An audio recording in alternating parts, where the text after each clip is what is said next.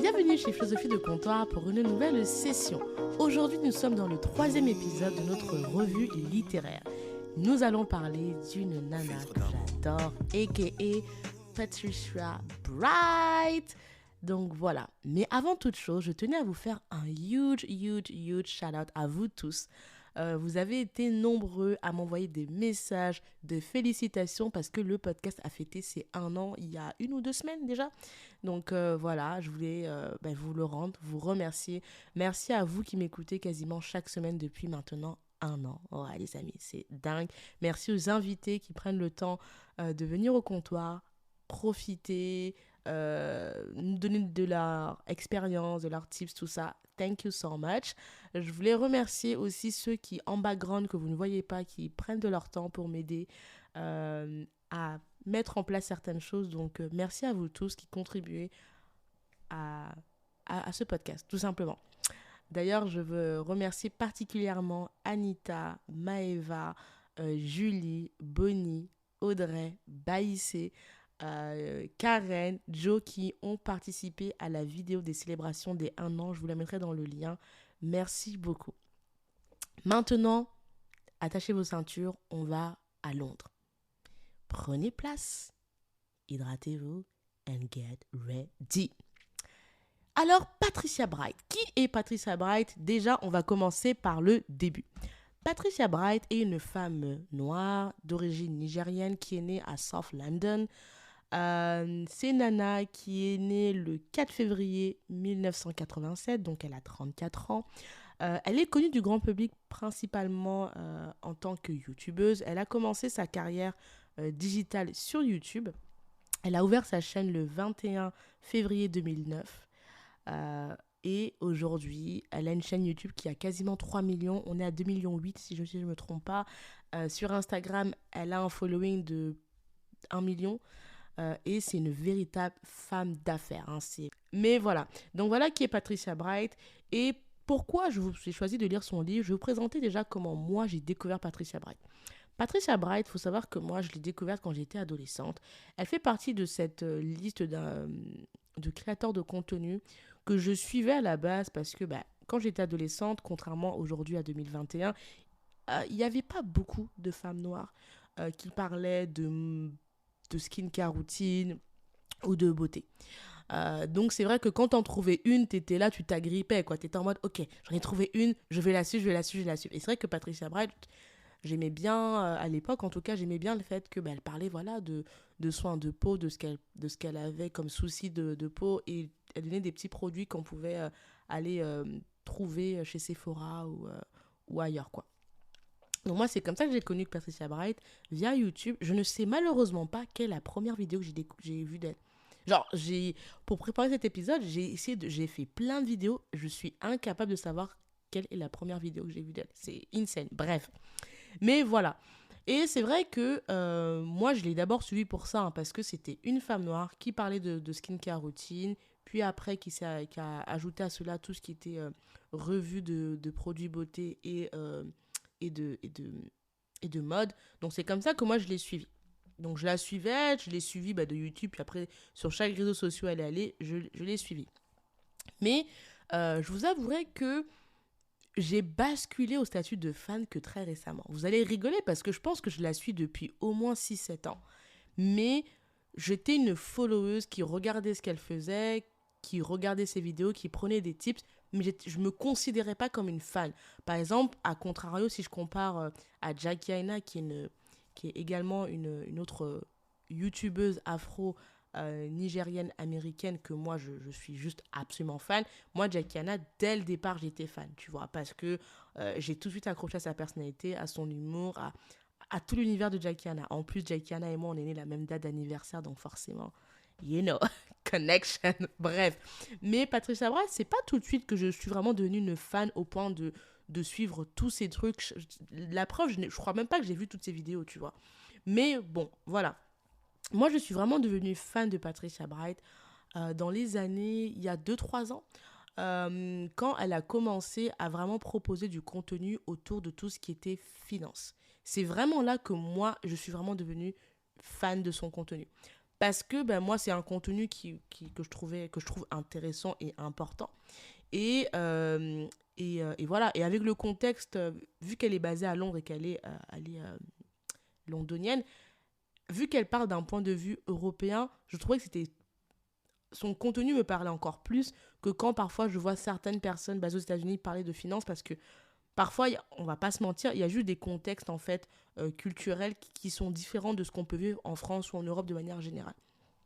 Donc voilà. Donc c'est vraiment il y a 2 3 ans que je suis vraiment devenue une fan absolue de son contenu finance. D'ailleurs, elle a une chaîne finance qui s'appelle The Break. Elle a fait un podcast aussi qui parle de tout ce qui est finance. Je crois que c'est Cough of Guard. Je vous mettrai tous les liens dans la description si vous voulez aller un peu regarder ça. Et je trouve que dans son contenu finance, elle est juste parfaite. Ça lui correspond parfaitement et I just love it. Donc voilà pour le contexte de comment j'ai découvert Patricia Bright. Alors vous me direz, Cynthia, comment se fait-il que tu suis Nana depuis quasiment plus de 7 ans euh, et tu n'avais pas lu son livre? That's a good question. Il faut savoir que moi, voilà, j'ai des périodes. Donc moi, ce qui m'a fait basculer en me disant, Cynthia, tu vas lire le livre, c'est que je sais que c'était dans les années 2019, je crois. Elle avait beaucoup parlé de la sortie de son livre et tout ça. Mais moi, j'étais en mode, bon, bref, c'est encore une influence. Je suis désolée de dire ça, mais c'est vraiment ce que j'ai pensé littéralement. Je me suis dit, oh là là, encore une influenceuse qui a écrit un livre pour se rajouter des lignes sur son CV à flemme. Vraiment, littéralement, c'est ce que j'ai pensé. Et puis après, le temps est passé, le temps est passé, le temps est passé, les années sont passées.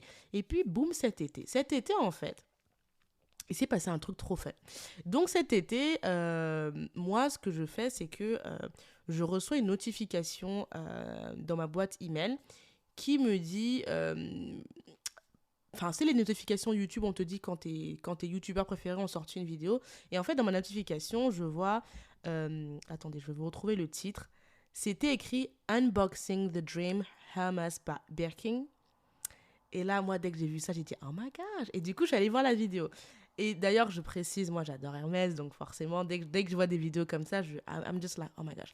Et du coup, c'est une petite vidéo de Patricia Bright où elle fait, en fait, elle te parle de ses sacs Hermès. Elle te parle de tout ce qui est autour du sac et tout ça. Et j'étais juste en mode, oh my gosh, j'adore.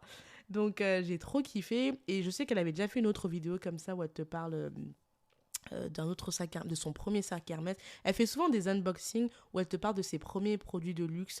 Et moi, c'est des vidéos que je préfère qu'elle... C'est un des contenus qu'elle fait que je le kiffe le plus. C'est ce genre de vidéos-là, quand elle fait tout ce qui est beauté. Je préfère ce genre de vidéos. Ces vidéos skincare, j'avoue que plus le temps est passé et moins j'ai accroché parce qu'en fait, j'ai trouvé d'autres personnes qui me parlaient plus. Donc, voilà. Et du coup, j'ai vu cette vidéo-là. Pareil, elle avait fait une autre vidéo qui m'a fait replonger dans l'univers de Patricia Bright. Elle a fait une vidéo où en fait, elle visite une maison qui vaut 10 millions de pounds à Londres. Et en fait, elle visite et elle pose pas mal de questions. Et moi, j'avais juste kiffé. J'étais en mode, oh my gosh, il faut trop que je regarde cette vidéo. Donc, j'étais allée regarder la vidéo. Pareil, je vous inquiétez pas, je vous mettrai le lien de cette vidéo-là. La vidéo, elle est juste insane, quoi. Enfin, vraiment, je digresse, mais il faut que j'en parle. La maison. Alors moi, il faut savoir, j'adore les contenus de room tour. J'aime beaucoup les vidéos où tu vois des gens qui te présentent leur maison, tout ça. Je suis pas millionnaire, hein. Yet, comme dirait les ricains.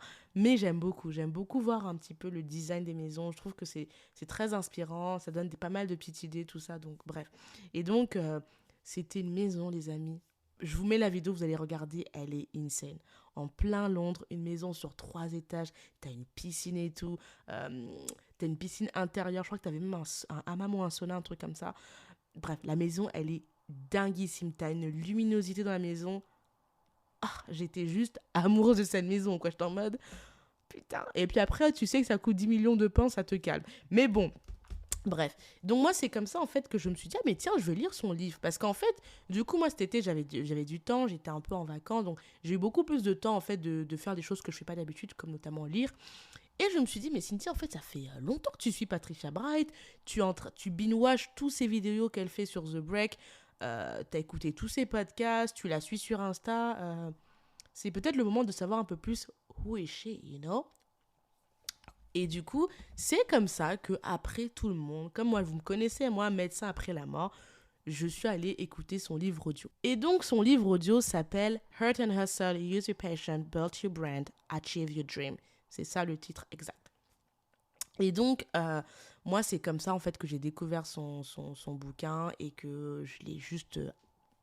en 2 jours, c'était fini, quoi. Je l'ai écouté en version audio et je l'ai adoré. J'ai vraiment adoré ce livre parce qu'en fait, il faut savoir que moi, Patricia Bright, comme je vous dis, je suis devenue fan que quand elle a commencé son contenu finance. Parce que je sais pas pourquoi, mais à chaque fois, j'avais une sorte de sentiment. Je me disais, quand je l'entends parler de gestion financière, j'ai l'impression que c'est vraiment elle.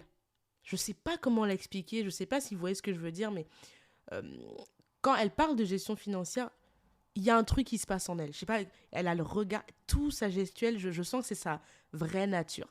Alors que quand je suivais ses vidéos, elle parlait de... et là, c'est avec le recul maintenant que je vous dis, j'ai cette réflexion-là. Mais quand je voyais ses vidéos où elle parlait de make-up ou de skincare, ou même quand elle fait ses revues de mode, genre quand elle testait la marque de Fenty, quand elle teste certains designers, quand elle teste certaines marques fast fashion type Zara, Asos, je sais pas pourquoi, il y avait un truc qui était off pour moi. Peut-être c'est juste moi qui overthinking le truc, hein, ça se trouve, voilà. Mais il y avait un truc où je regardais, je me disais, mais son contenu finance, elle est juste... genre, je vois pas qui d'autre pourrait le faire aussi bien qu'elle, honnêtement. Et du coup, quand j'ai lu son livre, eh ben, franchement, ce sentiment que j'avais depuis déjà 3 ans à propos de Patricia Bright s'est confirmé. Vraiment. Et je me suis dit, Cynthia, ton instinct ne t'a pas trompé. Ça, c'est le côté lion qui parle en moi. Franchement, à chaque fois, mon instinct, il y a des choses que je ne peux pas expliquer de manière logique. Mais quand j'ai lu son livre, je me suis dit, girl, you're not crazy. Donc, j'ai lu son livre et franchement, j'ai pris plein de notes parce que vraiment, c'est moi ce livre vraiment à toute personne qui veut créer sa boîte, qui veut être full entrepreneur ou qui veut être juste avoir un side business à côté. Lisez ce livre. Notamment, je parle aux femmes noires basées en Europe parce que là, vous avez plein de pépites qu'elle vous donne. À toute personne qui veut peut-être pas créer son business, mais juste qui veut peut-être évoluer dans le salariat différemment, elle vous donne mais des conseils de ouf. Et ce que j'adore chez Patricia Bright, contrairement à certains autres euh, créateurs de contenu, c'est que la nana, en fait, elle a travaillé. C'est pas une nana même si aujourd'hui son business, elle est à 100% dans son business, elle a tout fait. Elle a fait des jobs d'étudiant, elle a fait, elle a fait des stages, elle a eu un vrai poste, un vrai CDI, elle a été lay-off, comment on dit ça? Licenciée, c'est ça, licenciée. Elle a été licenciée, elle a dû rechercher un travail, elle a eu un side business à côté de sa vie de salarié, puis elle est devenue... Et ça, c'est quelque chose que j'aime beaucoup, et j'adore ce genre de profil parce que je trouve que les personnes qui sont nées sur Internet, il y a une partie de la vie qu'ils ne comprennent pas. Et dans son livre, tu suis vraiment tout ça. Donc, déjà, premièrement, je vais vous dire mes chapitres qui ont été les moments aha. Moi, dès l'introduction, j'ai pris une gifle. Dans l'introduction, Patricia Bright, elle commence direct, tel un taureau. Elle te dit, bam, moi, mes parents sont nigériens. Ma mère et mon père se sont rencontrés à Londres. Ils sont tombés amoureux, entre guillemets. Et puis, ils m'ont eu, moi et ma petite sœur, avec qui elle a 18 mois d'écart. Et elle commence avec une histoire, genre, le genre de storytelling que j'aime. C'est horrible, mais moi, j'aime trop les histoires comme ça. Elle commence direct en te disant, mes parents se sont rencontrés, mon père était étudiant et il a été déporté au Nigeria. Pourquoi? Parce qu'en fait, son père, il n'a pas fait la démarche au niveau de l'administration pour renouveler tout ce qui était papier pour pouvoir vivre à Londres. Du coup, il a été renvoyé au Nigeria. Et je crois que pendant 6 ans, si j'ai bien compris, pendant 6 ans, Patricia Bright et sa petite sœur ont vécu uniquement avec leur mère. Donc déjà, dès l'intro, je me suis dit, oh my gosh, je vais terminer ce livre en 3 secondes, quoi. J'ai kiffé. Et elle t'explique déjà que pendant tout le temps où son père était au Nigeria, son père, lui, continuait ses études et sa carrière au Nigeria. Et elle, sa mère, qui est restée à Londres avec 2 bonbons sous la main, qu'est-ce qu'elle a dû faire? Elle a grind. Elle n'a pas hustle. C'est même plus du hustle à ce niveau-là. Elle a grind. Elle a, mais comme on dit là, elle a transpiré la matière. Et je ne glamourise pas du tout ça. Hein. C'est-à-dire que sa mère, elle était femme de ménage. Écoutez bien comment elle a commencé. Pour vous dire que franchement, déjà Patricia Ward, elle vient pas d'un utérus comme les autres. C'est-à-dire, elle a commencé sa mère à Londres en tant que femme de ménage. De femme de ménage, elle a fait en sorte que ses enfants l'aident à travailler. Patricia Bra précise que c'est illégal. J'étais en mode, girls, this is so illegal. Mais bref, on connaît les matières africaines. À la guerre comme à la guerre. Vous connaissez déjà. Après de femme de ménage, elle s'est rendue compte que ce n'était pas suffisant pour pouvoir subvenir aux besoins de ses enfants. Du coup, qu'est-ce qu'elle a fait? Elle s'est formée pour avoir un diplôme en tant que nurse. Donc, elle est devenue infirmière par la suite, tout en continuant son travail de femme de ménage. Je me suis dit, putain de merde. Et là, c'est le moment où j'ai vraiment su que j'allais finir ce livre en 2 jours. C'est quand Patricia Bright dit, ma mère a fait son premier achat immobilier parce qu'elle était, en gros, hein, c'est moi qui paraphrase, elle était fatiguée de nous trimballer de Concealer House en Concealer House. Du coup, elle s'est dit, hey, moi, je vais économiser et je vais m'acheter mon premier bien pour mettre mes enfants à l'abri et avoir ma propre propriété.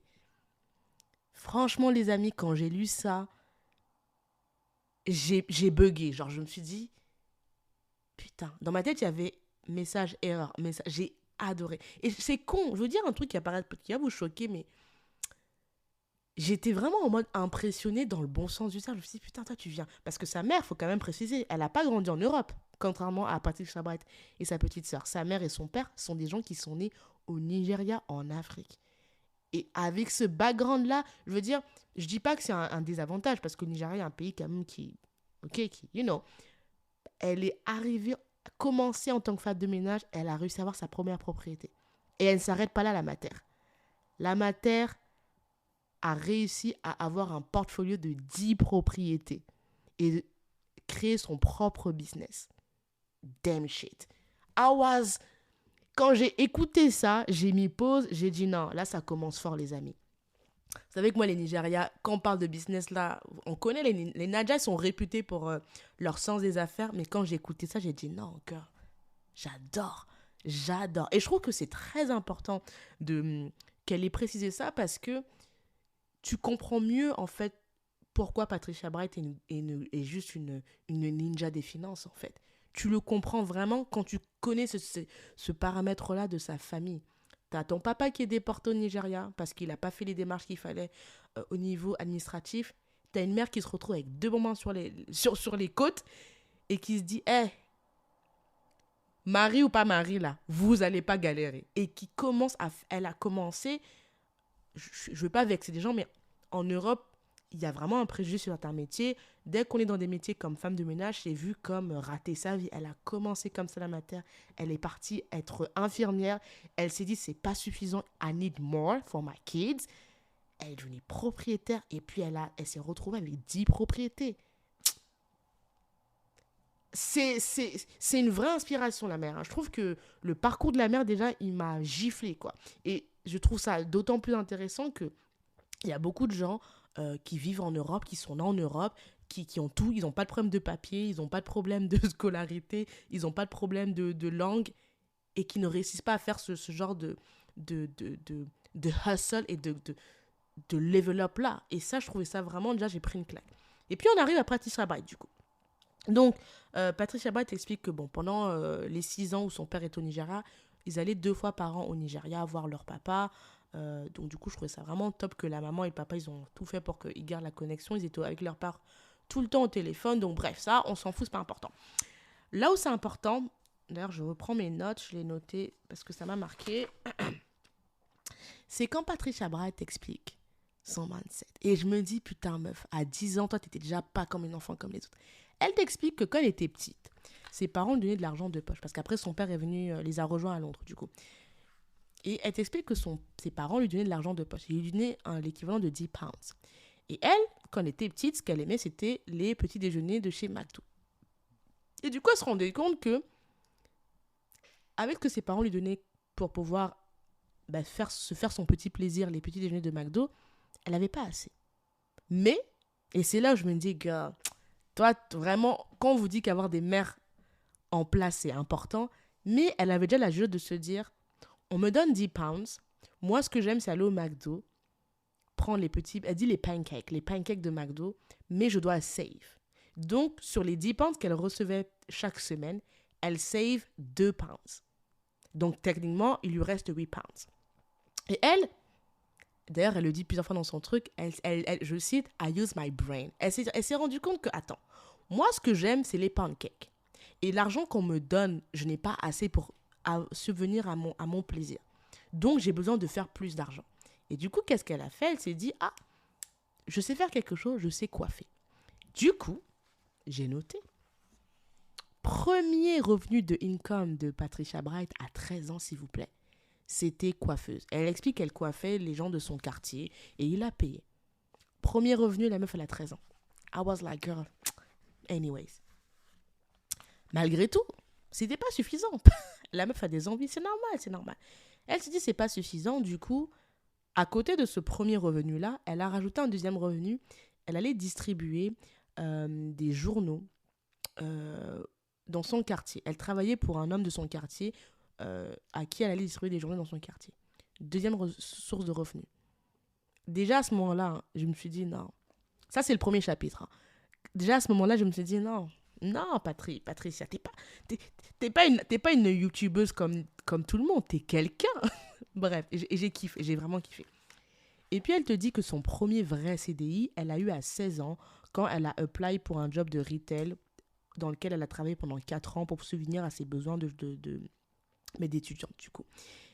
Et elle précise que en ayant ce job de retail, elle continuait ses études et elle continue à faire les tresses. Ça veut dire quoi?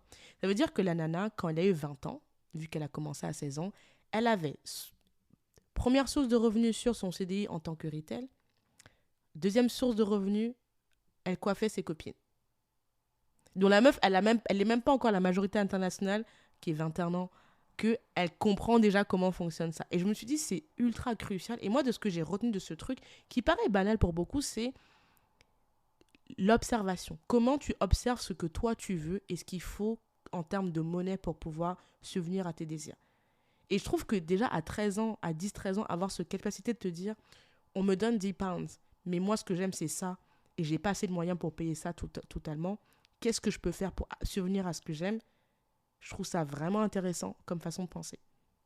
Donc déjà ça c'est un truc, je me suis dit, girl, on doit noter ça.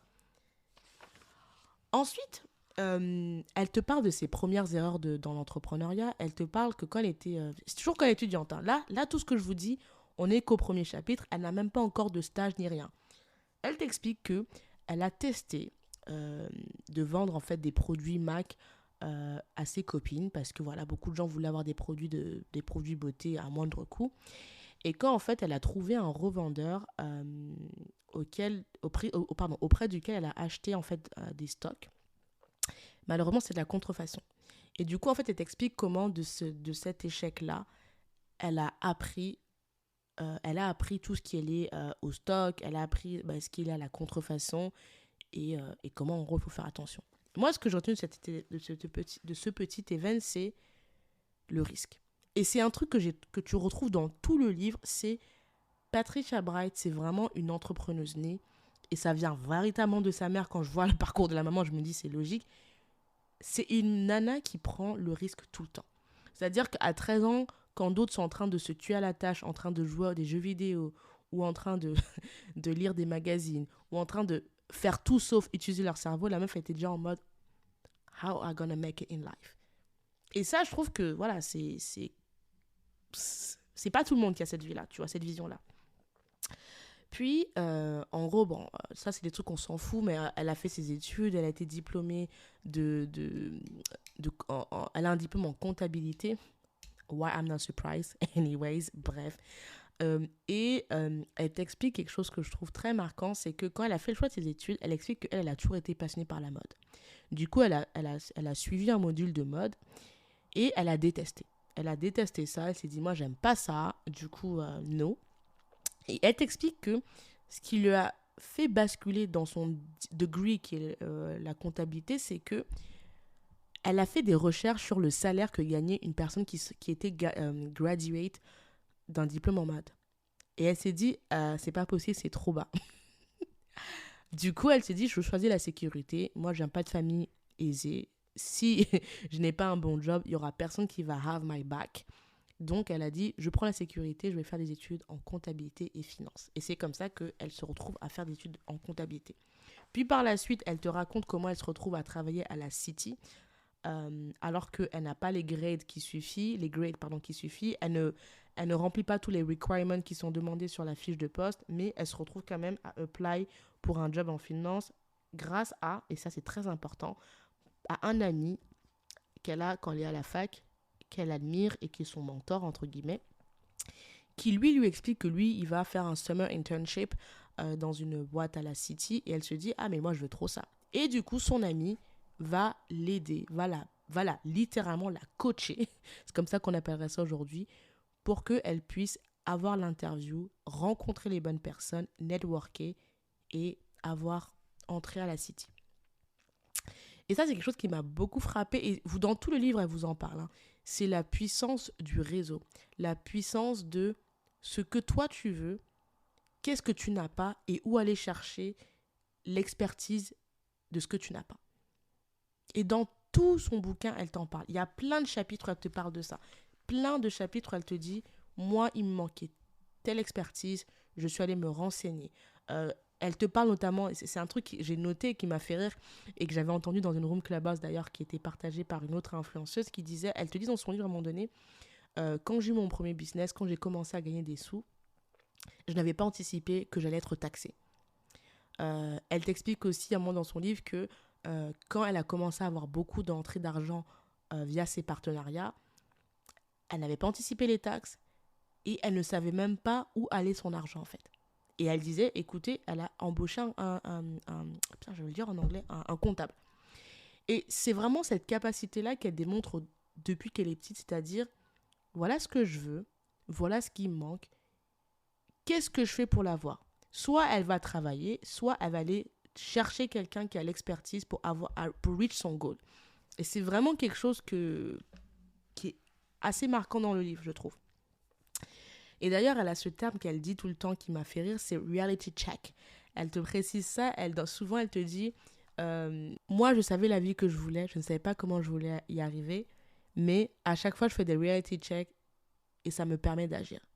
Je paraphrase, mais c'est vraiment comme ça qu'elle explique.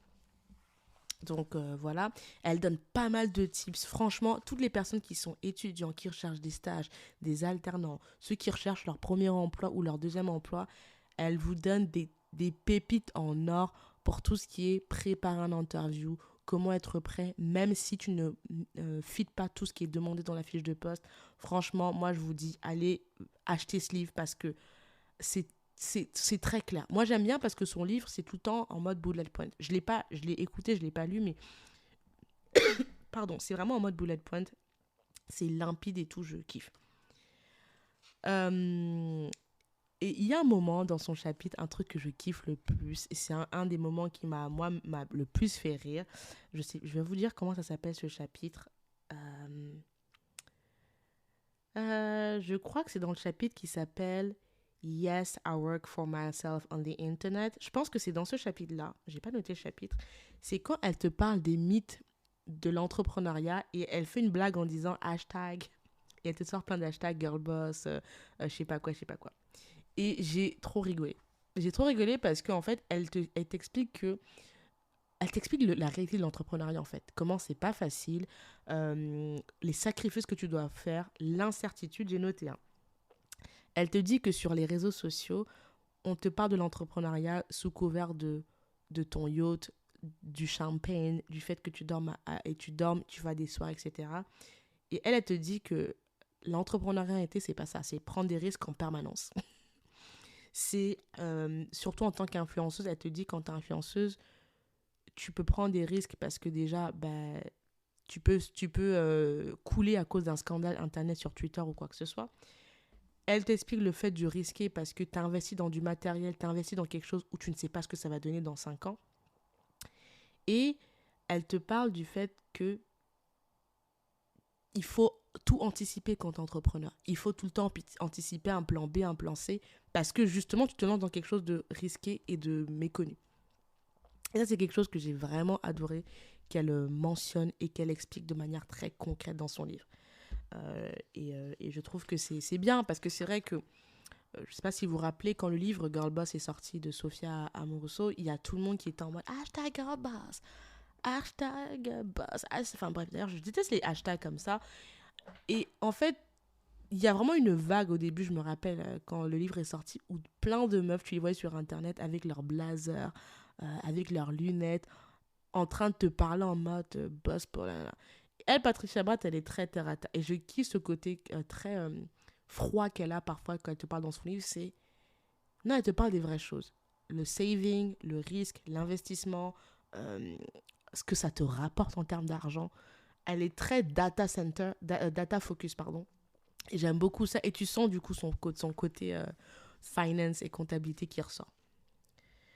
Donc ça, c'est un truc que j'ai beaucoup aimé. Et elle t'explique aussi pourquoi elle a choisi de se lancer dans l'entrepreneuriat. Elle a fait de son side hustle totalement son business.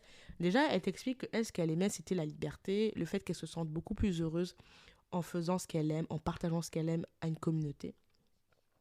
Elle te parle du fait, et ça c'est le truc que j'ai le plus kiffé, elle te dit qu'elle a fait YouTube pendant 2 ans à côté de son job, parce que n'oubliez pas que Patricia Bright a commencé YouTube quand elle était étudiante, donc elle explique bien que pendant 2 ans, elle a fait son YouTube, et que YouTube lui rapportait, j'ai noté, 3000 pounds par mois, à côté de son métier de consultante, à Londres, à la City. I was like, bitch, girl, I love you. Et elle t'explique en fait que c'est quand elle a vu vraiment un gap financier qu'elle a dit, ok, je vais monter mon business du coup. Et d'ailleurs, elle fait pas mal de rappels, elle est très data, j'aime beaucoup. Elle t'explique que pour avoir ses premiers 1000 followers sur YouTube, il lui a fallu 1 an. Et pour avoir ses premiers 1 million de followers sur YouTube, il lui a fallu 7 ans. Donc, c'est-à-dire que la meuf, elle a ouvert sa chaîne. Comme je vous ai dit, elle a ouvert sa chaîne en 2009. En 2010, elle a eu ses 1004 followers. Mais pour avoir les 1 million, ce n'est que 7 ans plus tard. Can you imagine, guys? Est-ce que vous vous rendez compte la patience qu'il faut pour te dire, je me lance quelque part, j'ai 1000 followers en 2010, ce n'est qu'en 2016 que je commence à avoir les 1 million. Can you imagine? C'est insane. C'est vraiment insane. Quand j'ai fait le ratio, je me suis dit, damn. Et voilà. Après, je ne vais pas vous faire tout le livre parce que tout le livre est vraiment ultra intéressant. Moi, il y a des chapitres que j'ai beaucoup aimés. C'est le chapitre 5 qui s'appelle « Taking your audience to the next level of growth ». J'ai beaucoup aimé ce chapitre. Et le chapitre que j'ai encore plus kiffé, c'est le chapitre avant qui s'appelle « The Science Bit ». Practical Advice for Building Up a Social Media Profile. C'est un chapitre que je kiffe parce que elle te parle vraiment stratégie. Comment organiser ta création? Et elle te rappelle qu'en tant que créateur de contenu, la création est constante. Elle t'explique comment elle s'inspire, comment elle organise son calendar, son calendar de planification. Et elle te parle notamment le fait qu'elle se base beaucoup sur des événements qu'elle aime, comme Noël, Valentine's Day. Elle t'explique le fait qu'elle note toutes ses idées en permanence sur son cahier ou sur son téléphone pour ne pas les oublier. Et moi, ce que je retiens, et je me suis dit, I love this, dans son calendrier, dans sa semaine, elle a un jour qu'elle réserve pour brainstormer les idées qu'elle a eues dans la semaine. Et je me suis dit, ça, c'est un truc, j'ai vraiment noté parce que j'ai kiffé ce truc-là. Et moi, vous connaissez, si vous avez écouté la revue que j'ai faite sur le livre de Lena Situation, ça ne va pas vous étonner ce que je vais vous dire. Il y a toute une partie où elle te donne ses tips pour organiser son temps en tant que salarié. Et là, j'étais en mode, yes. Et c'est pour ça que j'adore Patricia Bright, c'est que, contrairement à beaucoup d'influenceurs, elle a été salariée. Et du coup, dans son livre, tu sens qu'elle a vraiment pensé ses tips pour quelqu'un qui fait ça en side hustle à côté. Et ça, j'ai vraiment kiffé. Elle te donne une technique qui s'appelle la technique des 10 minutes par jour. En gros, c'est une technique où chaque jour dans ta semaine, tu te planifies 10 minutes où tu te dis, ok, voici mon goal de la semaine. Par exemple, pour elle est influenceuse beauté, donc influenceuse mode. Donc, mon goal de la semaine, par exemple, c'est je dois aller poser une photo à tel endroit. Et donc, pendant ta semaine, tu t'organises chaque jour pendant 10 minutes à travailler sur chaque step pour atteindre ton goal. Par exemple, trouver le lieu où tu vas aller poser pour ta photo, trouver la tenue que tu vas mettre, chercher les poses sur Internet ou les hashtags sur Internet pour pouvoir faire ton post. Comment tu vas éditer tes photos. Aller fouiller sur Internet des inspirations. Tu fais ça pendant ta semaine. Comme ça, quand tu arrives au week-end, donc après ton taf, tu as déjà fait au moins la moitié du travail et tu as moins une montagne de travail à faire. Et j'ai trouvé ça très intéressant, cette technique des 10 minutes par jour. Je me suis dit, girl, I need this, parce que franchement, je crée du contenu et je n'ai toujours pas trouvé ma routine d'organisation parfaite. Pourtant, ça fait 1 an que je fais du podcast. Bref. Donc ça, j'ai vraiment kiffé. Elle a parlé d'un truc que moi j'ai adoré, qui est le monde des filtres, du Photoshop. Et elle a dit une phrase qui m'a marquée et je me suis dit, c'est intéressant son point de vue là-dessus. Elle t'explique que, au final, que les gens Photoshop leurs photos ou pas, ça n'a pas d'importance. Parce que, et je cite, Art is an illusion. Et que du coup, pour elle, il y a 2 façons de voir les choses. Ou bien tu apprécies la beauté en fait de la photo and that's fine, ou bien ça te trigger way too much parce que ça te fait te comparer, ça te réveille tes insécurités. Dans ce cas, c'est à toi, follower, de unfollow, de unsubscribe, etc. Et j'ai trouvé ça très intéressant, surtout dans le monde dans lequel on vit avec TikTok, Snapchat, YouTube, etc. Twitter, Instagram, où il y a beaucoup de gens qui disent être... qui se disent être pas bien quand ils voient certaines personnes réussir ou être beaux. Je me suis dit, c'est pas faux, cette façon de voir les choses. Donc voilà, elle te donne pas mal de tips de business. Franchement, je peux pas tout vous dire comment faire pour gagner ces 5 premiers K de pounds tout en étant salarié ou entrepreneur.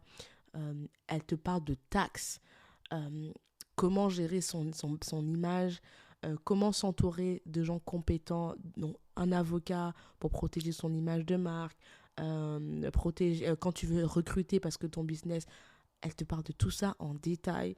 Vraiment, ce livre, lisez-le parce que c'est vraiment une mine d'or sur comment gérer ton business comme il faut.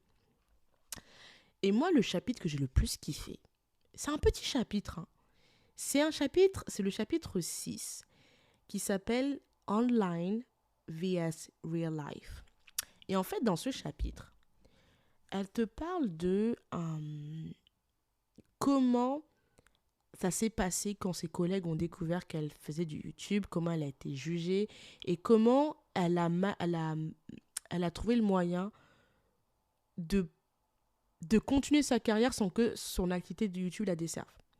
Et ça, je trouve ça très important parce que c'est vrai que beaucoup de gens qui sont podcasteurs notamment ou autres, ils ont un travail à côté, tu vois. Et c'est vrai que parfois, quand tu travailles à côté, tout le monde n'est pas forcément « Oh my God, this is so amazing ». Il y a des gens qui te trouvent, elle dit d'ailleurs très, très justement, qu'il y en avait qui trouvaient que ça desservait son travail, que ça mettait en cause limite sa crédibilité. Et limite que c'est « You dumb like ». Il y a des gens qui pensent comme ça, tu vois. Chacun son opinion, mais that's a reality. J'ai beaucoup aimé qu'elle parle de ça. Elle te parle aussi de la privacy, comment elle a réussi au fil des années à partager beaucoup de sa personne, de ses opinions sur Internet, tout en gardant un jardin privé.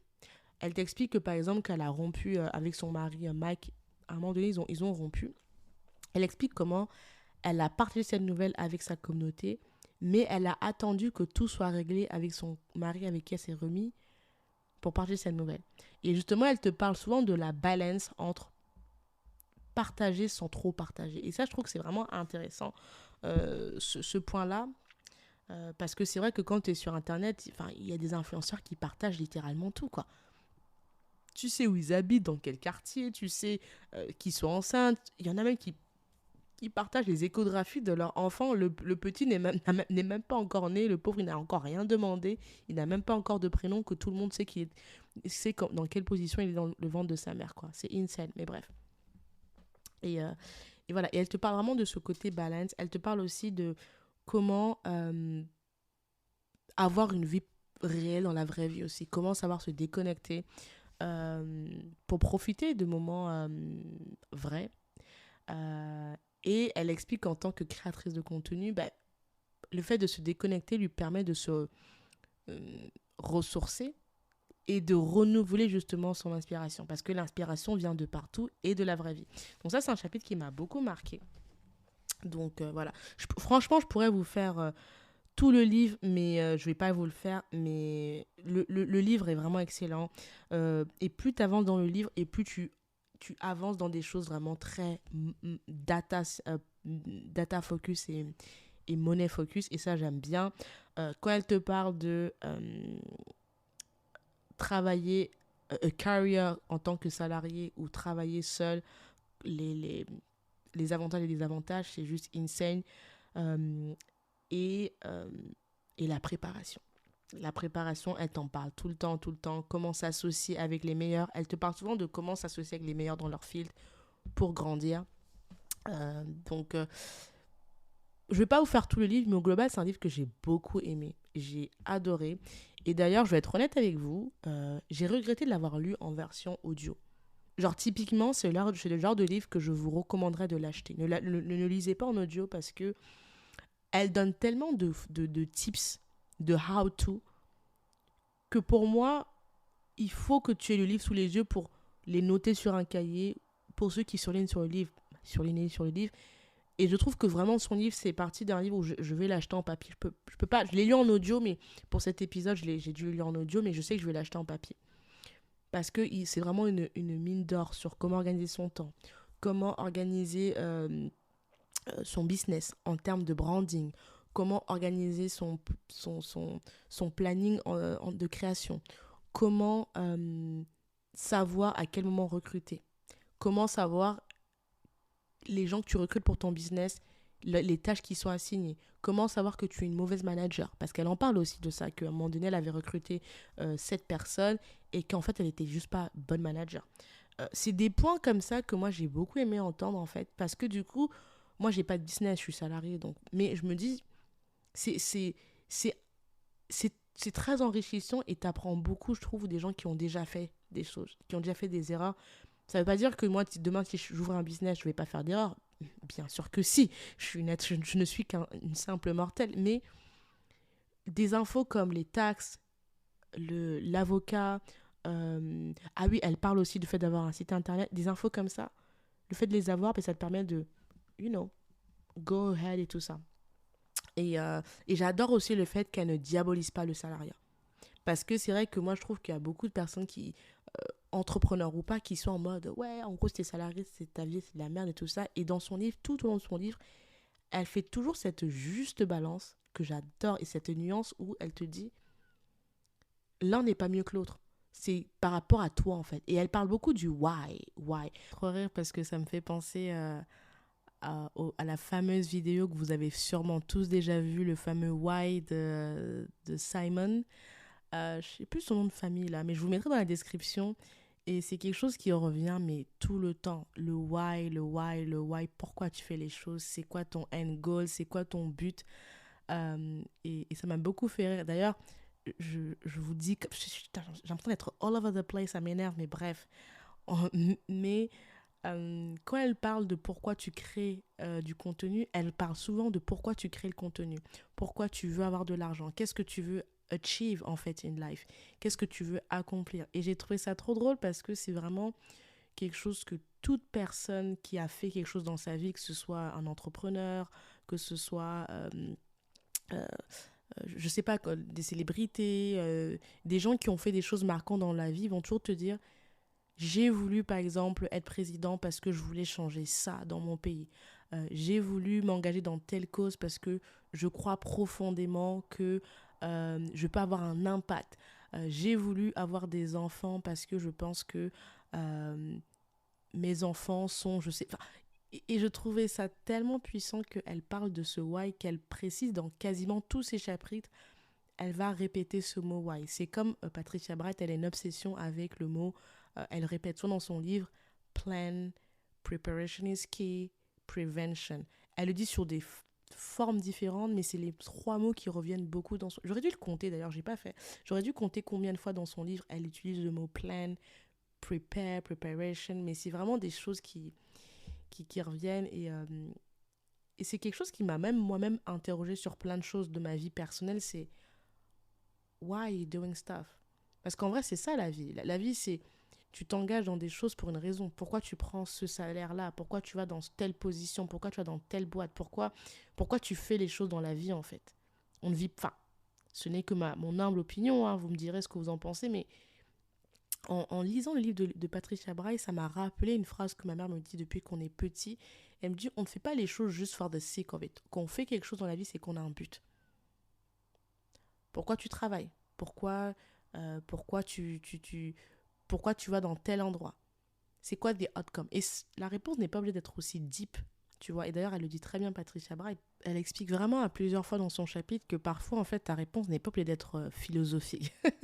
Tu vois, tu peux peut-être... Enfin, et moi, je le comprends dans le sens où parfois, on te dit pourquoi tu veux de l'argent. Parfois, tu veux juste de l'argent parce que tu te dis, bah, je veux de l'argent parce que bah, je veux avoir la sécurité, un certain confort. Je veux peut-être vivre dans un quartier spécifique. Je veux peut-être ne pas avoir l'angoisse de me dire si j'ai pas d'argent, je ne peux pas subvenir à des besoins primaires tels que me nourrir, me loger et puis après des besoins un peu plus superficiels. Voyager, moi c'est mon truc, moi le voyage vous savez. Pour d'autres ça va être peut-être acquérir un sac de luxe ultra rare à trouver. Pour d'autres ça va être peut-être faire plaisir à ma famille, acheter une maison à mes parents. Enfin, chacun son truc, tu vois.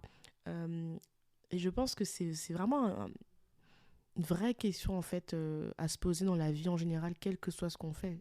Why are you doing stuff, you know? Et je rajouterai à cette question qu'elle pose souvent dans le livre, tout le monde n'a pas besoin de savoir pourquoi tu fais les choses.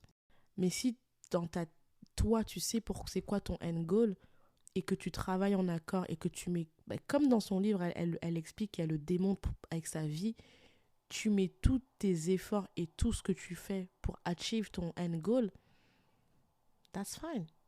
Et je pense qu'en vrai, hein, après ça, c'est vraiment ma façon de penser. Je sais pas si j'ai raison. Quand j'aurai 40 ans et surtout 60 ans, je verrai si ma logique donne raison. Je pense que quel que soit le goal et quel que soit le pourquoi, du moment où tu fais tout pour achieve ce goal, les résultats sont toujours parlants. À la fin de l'histoire, c'est comme tu fais un régime, nanana, à la fin, est-ce que tu as perdu le poids ou pas? C'est simple.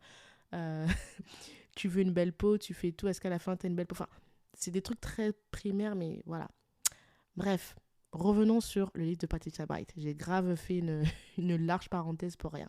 Mais bref, quand elle te parle de comment elle a réussi à créer sa stratégie digitale, qu'elle a changé au fil des années, du fait elle a évolué sa stratégie au fil des changements de sa vie. Au début, elle était étudiante, puis elle a été stagiaire, puis salariée, puis maman, puis femme mariée. Et bien évidemment, au cours de ces milestones de sa vie, sa stratégie a changé et ses intérêts ont changé.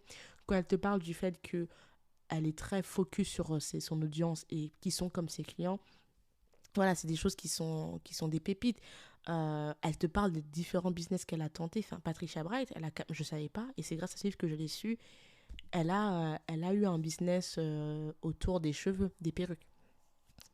Elle a testé tellement de choses que je me dis, enfin, c'est une entrepreneuse née et je pense que toute personne vraiment qui souhaite avoir un business en full time ou juste a side hustle doit lire ce livre parce que c'est une mine d'or. Et ce que j'aime dans les parcours comme ceux de Patricia Bright, c'est que, et là c'est vraiment ma vision des choses personnelles, she's a mom, she's a wife, she's an entrepreneur. Donc pour moi, c'est vraiment le genre de parcours qui m'intéresse encore plus que par exemple des hommes qui vont... J'ai rien contre, hein. Moi j'aime bien écouter aussi le parcours d'hommes qui sont des self-made. Mais je trouve que moi en tout cas dans mes aspirations de la vie, quand tu es une femme qui aspire à avoir une vie de famille, à être une femme, à avoir des enfants, bah c'est... Je trouve ça encore plus intéressant de s'intéresser à des gens comme Patricia Bright parce que elle a tout ça en fait. Et elle t'explique tous les challenges que ça représente à chaque étape de sa vie. Et ça, je trouve ça juste intéressant. Et d'ailleurs, je vous recommande, notamment là, je m'adresse aux femmes, si vous souhaitez avoir votre business, regardez beaucoup de choses faites par d'autres femmes. Parce qu'à la fin de l'histoire, si tu es une femme qui veut être mariée, avoir des enfants, je trouve que c'est intéressant de voir des femmes qui font déjà ça et qui le font bien. Parce qu'à la fin de l'histoire, un homme ne pourra jamais te parler de ce que c'est d'être une maman, en fait. C'est pas possible. Un homme ne pourra jamais te parler de ce que c'est. Il y a plein de points de la vie d'une femme qu'un homme ne peut pas t'expliquer. Pas parce qu'il est méchant, parce que c'est pas juste sa nature, en fait. À un moment donné, c'est... It is what it is, tu vois. Donc, voilà. Donc, moi, franchement, je vous recommande de lire ce livre en papier. Vraiment. Et je vous recommande de regarder sa dernière vidéo là que j'ai grave kiffé. C'est la vidéo qu'elle a sortie, je crois, il y a 1 ou 2 semaines sur Squid Game. Les leçons qu'elle a appris de Squid Game, j'ai trop kiffé cette vidéo. J'ai trop kiffé. Franchement, suivez sa chaîne de Break. Pour moi, c'est une des chaînes que je kiffe le plus. Et je trouve qu'elle est excellente dans ce contenu-là. Suivez cette chaîne, suivez ce compte Instagram de Break. Vous allez apprendre plein de choses en termes de finances. Est-ce que ça veut dire que demain, vous serez millionnaire ? Peut-être pas. Même moi, peut-être que je ne serai jamais millionnaire. I hope not. J'espère que jamais. Mais si tu peux passer améliorer ta vie de 5K, de 10K ou de 20K, pourquoi se fermer les portes, tu vois ? Donc, voilà. Je vous remercie d'avoir écouté cet épisode. J'espère que vous allez lire ce livre, que vous allez découvrir qui est Patricia Braye si vous ne le connaissez pas. Et surtout que ça va vous motiver à vous lancer dans vos projets. Parce que moi, ça m'a grave motivé ce livre quand j'ai lu. J'étais en mode, j'avais une énergie de malade. Ça a été un booster de ouf. J'ai hâte de l'acheter en version papier pour le relire et surligner tous les passages qui m'ont intéressée. Donc, voilà. Et je vous dis à très vite pour une prochaine revue littéraire. On se retrouve la semaine prochaine avec une nouvelle interview d'une femme inspirante qui est une entrepreneuse, by the way. Donc, j'ai hâte que vous la découvrez. Une nouvelle fois, je vous remercie de me suivre depuis 1 an. Merci pour votre soutien. Continuez d'écouter le podcast, de le partager, de me faire des retours. N'oubliez pas de vous abonner sur votre plateforme d'écoute, que ce soit YouTube, Apple Podcasts, Spotify. N'hésitez pas à activer la cloche. Comme ça, dès qu'un épisode sort, vous êtes au courant. Et, comme d'habitude, pour ceux qui veulent être mécènes, n'hésitez pas à aller faire un petit coffee sur le Buy Me a Coffee. Parce qu'après tout, le comptoir, on est dans la 2e année et on veut avoir encore plus d'années à venir pour le comptoir. Donc, guys, j'ai bravé les dangers, j'ai traversé les eaux. J'ai marché sur la braise pour caresser ta peau. Je promets de te construire un château dans les ciels et d'arrêter le temps pour que notre histoire soit éternelle. D'affronter tous les obstacles, les tempêtes, les cyclones, de combattre et d'abattre les cerbères, les cyclopes. Pour te chanter des mélodies que tu seras seul à entendre. Je t'inventerai un langage que tu seras seul à comprendre. Tu es le spectre de ma vie, tu hantes mes jours, mes nuits, l'objet de mes rêves, le théâtre de mes envies. Je déplacerai des montagnes, je décrocherai la lune, pour qu'enfin ta vie et la mienne ne fassent qu'une. Quel est donc ce sortilège? Je suis comme prise au piège de mon amour pour toi, car ta beauté ma siège. Je t'offrirai des pierres précieuses et des rivières de diamants. Je pourrais freiner mes envies, tu m'attires comme un aimant, un aimant, un aimant.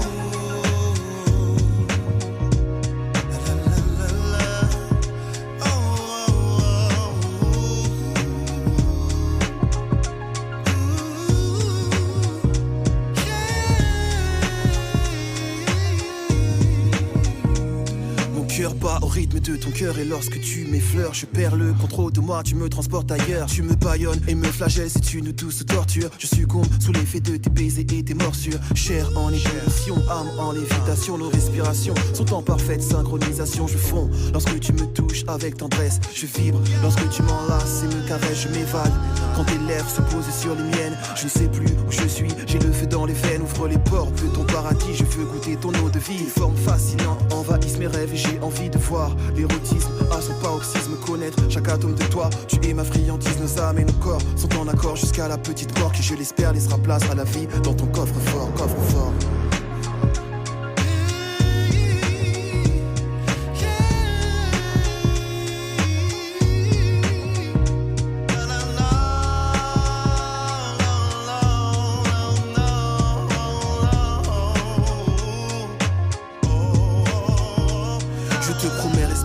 dévotion, fidélité, affection, dissiper tes craintes, apaiser tes appréhensions, te soigner tes blessures et t'effacer tes peines, car l'amour est le seul vaccin face à la haine. Nos chakras et énergies sont en synergie, en accord avec les principes que l'univers régit. Je suis en paix, car j'ai trouvé l'autre moitié de moi-même. Je t'adore comme une muse et te vénère comme un totem. Fusion et connexion entre l'enveloppe et l'esprit. Union et communion, ressens-tu cette harmonie? Un halo de lumière entoure ta beauté crépusculaire pour souligner ta beauté et tes traits. C'est spectaculaire. Jamais je n'aurais cru pouvoir m'accomplir ainsi. Trouver une personne qui donne un sens à ma vie, car enfin tu m'appartiens et je t'appartiens. Le pouvoir d'amour a choisi de croiser nos chemins, nos chemins. Yeah. Le pouvoir de l'amour est plus fort que l'amour du pouvoir, du pouvoir, du pouvoir. Car l'amour est le seul vaccin face à la haine. Le pouvoir de l'amour est plus fort que l'amour du pouvoir.